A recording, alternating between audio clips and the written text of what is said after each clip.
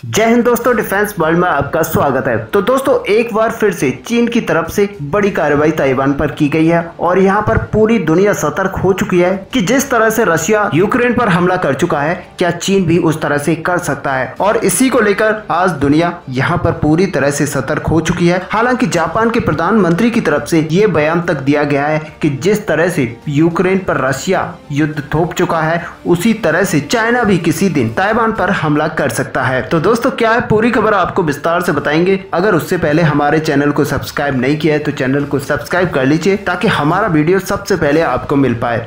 तो चलिए दोस्तों सीधे चलते हैं वीडियो पर। तो दोस्तों आपको बता दें कि चीन की तरफ से जो एक घुसपैठ ताइवान के अंदर की गई है, उसको देखते हुए आज पूरी दुनिया सतर्क हो चुकी है। और इसी कड़ी में कई सारे हैकर्स ग्रुप हैं जो कि इस समय एक्टिव हुए हैं और उन्होंने खुली धमकी चीन को दे डाली है। और उनका सीधे सीधे कहना है कि अगर चीन ताइवान पर कोई भी हमला करता है तो वो चीन पर एक साइबर वार कर देंगे। और दोस्तों एक बड़ा ग्रुप है जिसका नाम है एनोनिमस, जिन्होंने अभी चीन को ये चेतावनी दी है कि अगर ताइवान पर किसी भी तरह का हमला चीन द्वारा किया जाता है तो फिर एनोनिमस ग्रुप एकजुट होकर चीन के ऊपर एक साइबर वार कर देगा। और वहीं दोस्तों आपको बता दें कि अभी तक जिस तरह की घुसपैठ ताइवान के अंदर चीन द्वारा की गई थी, ये जो घुसपैठ हुई है सबसे बड़ी मानी जा रही है। और यहाँ पर आपको बता दें कि कम से कम 20 बड़े लड़ाकू विमान ताइवान के अंदर यहाँ पर घुसपैठ करने के लिए घुसे हैं और वो फिर ताइवान की सीमा में होते हुए वापस लौटे हैं। ऐसे में दोस्तों कई सारे जानकारों का यही मानना है, चीन यहाँ पर देखना चाहता है कि ताइवान के पास कैसे एयर डिफेंस सिस्टम है और किस तरह से वो इन सारे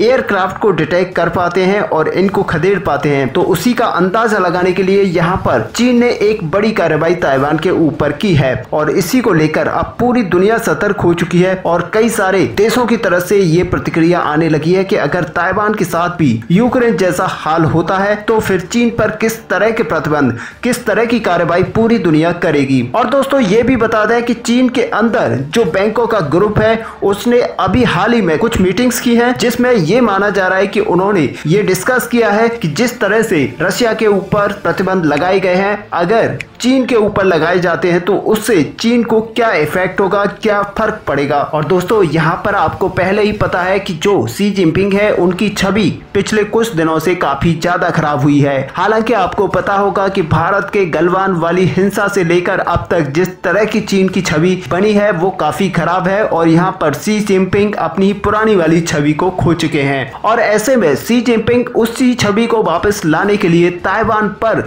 एक हमला करवा सकते हैं जिससे एक अच्छी इमेज बन सके। और दोस्तों एक तरह से अगर देखा जाए तो यहाँ पर चीन पूरी तैयारी के साथ बैठा हुआ है ताइवान पर युद्ध थोपने के लिए। और दोस्तों ये हमला किसी भी वक्त हो सकता है ताइवान के ऊपर। ऐसे में तमाम पश्चिमी देशों के एनालिस्ट यहाँ पर कह चुके हैं कि आप इससे आश्चर्यचकित मत होइए कि आप सुबह उठें और आपको एक खबर सुनाई दे चीन यहाँ पर ताइवान के ऊपर हमला कर चुका है। और इसकी पूरी संभावना जताई जा रही है। साथ ही जिस तरह से चीन ने हाल ही में कार्रवाई की है उससे भी ये सारे पॉसिबिलिटीज दिखती हैं। ऐसे तो दोस्तों कई बार चीन छोटी बड़ी घुसपैठ करता रहता है, लेकिन इस बार जो ताइवान के ऊपर घुसपैठ की गई है वो काफी ज्यादा बड़ी है। और ऐसे में सारे एक्सपर्ट्स का कहना यही है कि जिस तरह से रशिया यूक्रेन के ऊपर बाढ़ छेड़ चुका है, उसी तरह से यहाँ पर ताइवान को हथियाने के लिए चीन अपनी बड़ी कार्रवाई कर सकता है। और यहाँ पर चीन को रोकने के लिए अमेरिका भी काफी ज्यादा हेल्प जापान की कर सकता है। ऐसे में दोस्तों आपका क्या व्यू है, जिस तरह से रशिया एक युद्ध छेड़ चुका है यूक्रेन पर,